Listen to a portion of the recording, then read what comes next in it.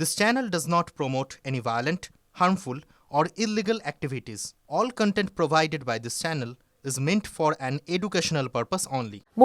আমাদের মুখ্যমন্ত্রী বলেছিলেন যে আমার কর্মীদের কেউ গায়ে হাত লাগাতে পারবে না, আমি কারুর ইলেকশন কমিশনের ক্ষমতা নেই। ক্ষমতা তো দেখিয়ে দিল মুখ্যমন্ত্রী। 7 জন যাদেরকে সাসপেন্ড করা হয়েছে, আপনাদের বলবো আপনাদের কিন্তু নন্দিনী চক্রবর্তী আর মমতা ব্যানার্জি বাঁচাতে আসবে না। বিহারের মতো আপনাদের আবার জেল হবে না তো? আপনাদের চাকরি যাবে, এফআইআর হবে, জেল হবে, কেউ বাঁচাতে আসবে না। কাজটা সঠিকভাবে করা উচিত ছিল, কোনো দলের পক্ষপাতিত্ব না করে। আপনারা করেননি। সুতরাং ইলেকশন কমিশন এখানে শেষ কথা বলবে।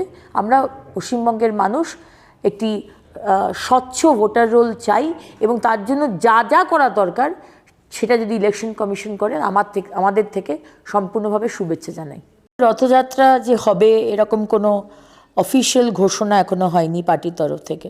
হিন্দুত্বকে বাঁচানো দরকার। এই পশ্চিমবঙ্গে হিন্দুরা কোণঠাসা, হিন্দুদেরকে খুন করে শেষ করে দেওয়া হচ্ছে, হিন্দুদের অধিকারকে কেড়ে নেওয়া হচ্ছে, এটা অস্বীকার করার কোনো জায়গা নেই। কিন্তু রথের সাথে হিন্দুত্ব, এই দুটো ঠিক মেলাতে পারলাম না। প্রশাসনের শাখের করাতের ব্যবস্থা কিনা বলতে পারবো না, তবে চিফ সেক্রেটারি নন্দিনী চক্রবর্তীকে যে ইলেকশন কমিশন ডেকে পাঠিয়েছিলেন তাকে জবাব দিতে হয়েছে যে ইলেকশন কমিশনের সাথে যোগাযোগ হয় আমাদের কলকাতা যিনি ইলেকশন কমিশনের যিনি হেড আছেন মিস্টার মনোজ আগরওয়াল তাদের। সুতরাং তিনি যদি মনে করে থাকেন নন্দিনী চক্রবর্তী যে পার্টির তরফ থেকে টিএমসির হয়ে, মমতা ব্যানার্জির হয়ে উনি সায় দেবেন এই অনৈতিক কাজগুলোতে, তার জবাবদিহি নন্দিনী চক্রবর্তীকে করতে হবে, এবং ইলেকশন কমিশন তাকে কি শাস্তি দেবেন। আর যদি 7 জন আধিকারিক সাসপেন্ডেড হয় এই ইয়ার ওই ইয়ারও, তাহলে আর যারা বড় পদে রয়েছেন গভর্নমেন্ট অফ ওয়েস্ট বেঙ্গল তরফ থেকে, তাদেরকেও শাস্তি দেওয়া দরকার। প্রায় 2 কোটির মতো ছেলেমেয়েরা যারা যোগ্য, যারা BA, MA, BSc, MSc, PhD, তারা আজকে লাইনে দাঁড়িয়ে তারা ভাতা নিচ্ছে এই যুবসাথী। আপনি আমাদের ছেলে মেয়েদের কোমর ভেঙে দিলেন, শিক্ষাকে শেষ করে দিলেন, যাতে কেউ প্রশ্নটা না করতে পারে মমতা ব্যানার্জি আমার ভাতা চাই না, আমার চাকরি চাই। আপনি সেই শিক্ষাটাও শেষ করে দিয়েছেন। আর যারা যোগ্য, যারা বাইরে যেতে চায় না, তারা আজকে এই বৃদ্ধাশ্রমে থেকে, আমাদের তো পশ্চিমবঙ্গ আজকে বৃদ্ধাশ্রম, সেখানে থেকে আজকে লাইনে দাঁড়াচ্ছে। মমতা ব্যানার্জি 15 বছর ধরে কোনো কাজ নিজে করেননি আর করতে দেননি। আপনি কাজ করতে যদি করতেন বা যদি চেষ্টাও করতেন, বাংলার মানুষ আপনার পাশে থাকতো।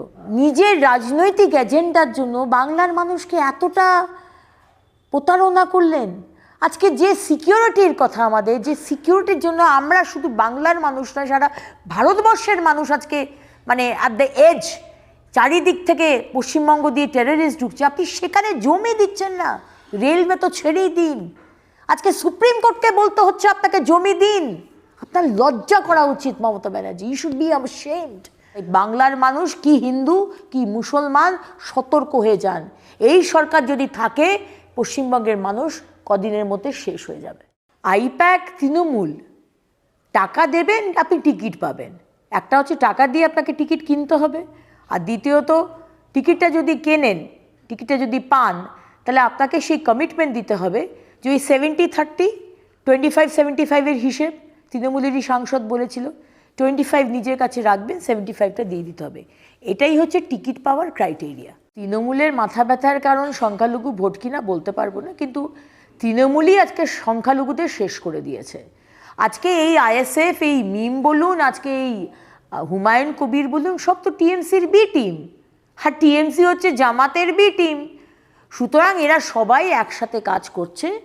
যে সংখ্যালঘু ভোট সরে গেছে, মমতার ওপর তারা আর বিশ্বাস রাখতে পারছে না, কারণ তারাও তো বুঝছে 5,000 কোটি টাকার উন্নয়ন আপনাকে বরাদ্দ দিচ্ছেন আপনি বিধানসভায়, কিন্তু লিস্টটা দিন। মাদ্রাসা থেকে, মাইনরিটি সমাজ থেকে কতগুলো ডাক্তার, ইঞ্জিনিয়ার বেরিয়েছে, কতজন আইএএস, আইপিএস, আইএফএস, সায়েন্টিস্ট কতজন বেরোচ্ছে জানান।